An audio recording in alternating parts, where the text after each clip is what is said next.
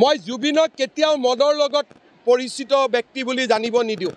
জুবিনক মই মায়াবিনী হুৰ হুৰ হুৰাই দিয়া গানেৰে সমৃদ্ধ এজন জাতীয় বীৰ হিচাপে জানাৰ বাবে আমি কাম কৰোঁ। এইবিলাক কি চলি আছে? এইবিলাক কি চলি আছে? কোনে চলাই আছে? অখিল গগৈয়ে পাল পাতি মানুহ পঠিয়ায়, কংগ্ৰেছে পাল পাতি মানুহ পঠায়। প্ৰচেষ্টা হ'ল যে জুবিনক এজন যেন তেওঁ মদৰ বাবে মদক বাদ দি একোৱেই নাজানিছিল তেনেকুৱা ব্যক্তি হিচাপে প্ৰতিষ্ঠা কৰা। এইটো ভুল নকৰিব।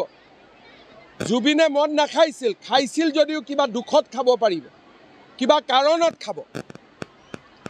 আৰু মদ নোখোৱা জুবিনজনক মই লগ পাইছোঁ। এইটো কোনেও এনেকুৱা ধাৰণা নিদিব যে জুবিনে 24 ঘণ্টাই মদ খাই আছিলে। ভুল কথা হৈ আছে। জুবিনক অপমান কৰি থকা হৈছে। জুবিনক ন্যায় দিয়াৰ নামত এচাম ব্যক্তিয়ে জুবিনৰ সত্তা আৰু জুবিনৰ আত্মাক হত্যা কৰিব খুজি আছে। মদৰ সাফৰেদি মদ ঢালি দিয়া এইটো কি অসমীয়া সংস্কৃতি নেকি? এইবিলাকৰ এইটোতো কোনো সংস্কৃতি হ'ব নোৱাৰে। চাধাৰ টেমা দিয়া এইটো কি সংস্কৃতি নেকি?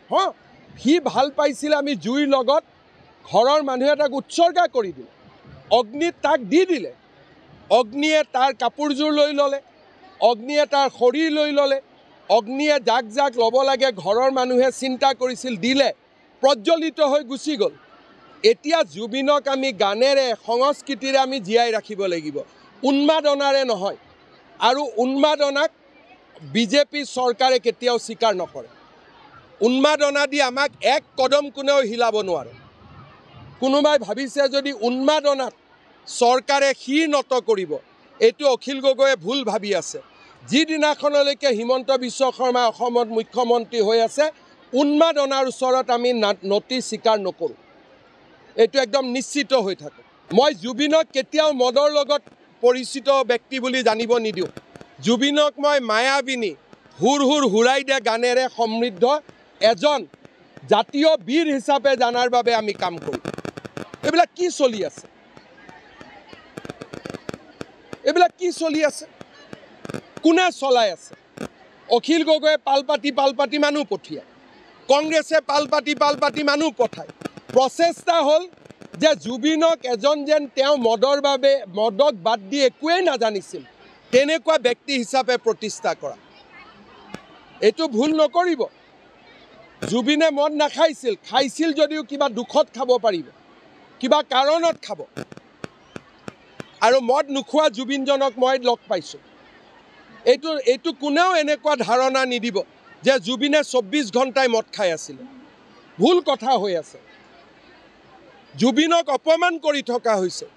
জুবিনক ন্যায় দিয়াৰ নামত এচাম ব্যক্তিয়ে জুবিনৰ সত্তা আৰু জুবিনৰ আত্মাক হত্যা কৰিব খুজি আছে। মদৰ সাফৰেদি মদ ঢালি দিয়া এইটো কি অসমীয়া সংস্কৃতি নেকি? এইবিলাকৰ এইটোতো কোনো সংস্কৃতি হ'ব নোৱাৰে। চাধাৰ টেমা দিয়া এইটো কি সংস্কৃতি নেকি? সি ভাল পাইছিল, আমি জুইৰ লগত ঘৰৰ মানুহে তাক উৎসৰ্গা কৰি দিলে, অগ্নিত তাক দি দিলে।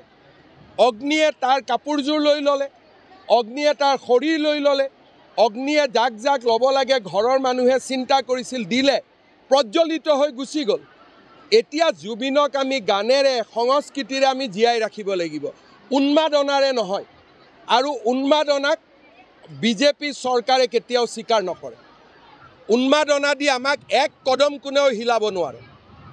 কোনোবাই ভাবিছে যদি উন্মাদনাত চৰকাৰে শিৰ নত কৰিব, এইটো অখিল গগৈয়ে ভুল ভাবি আছে।